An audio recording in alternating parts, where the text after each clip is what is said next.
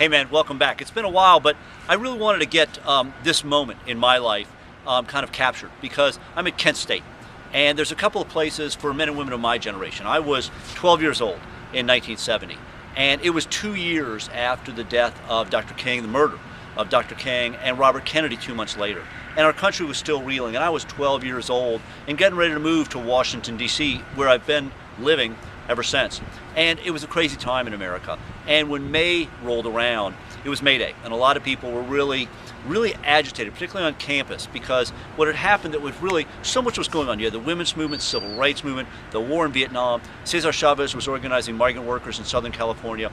The world was fundamentally changing, and it was a very tough time in America. But then came selective service, the draft, and that set college campuses across America alight on fire.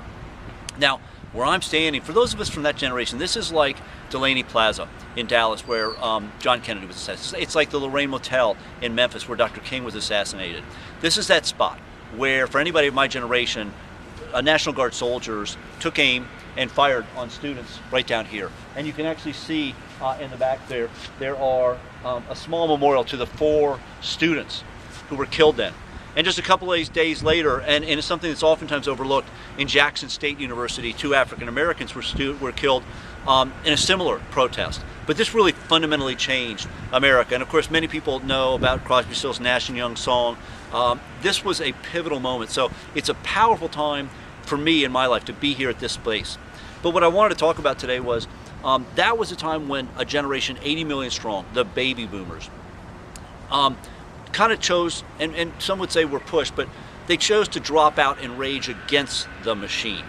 And what's fascinating about this same college right now is there's a generation 70 million strong. There's 70 million people under the age of 25, been raised doing community service, able to communicate around the globe at the push of a button. This is an amazing generation, like the boomers, coming up and really almost an undefined future. If you had gone back in 1965, the provost of this university and any of other would have predicted that the boomers were a very eager to please, patriotic, anxious to succeed generation. No one could have predicted what happened 5 years later right here.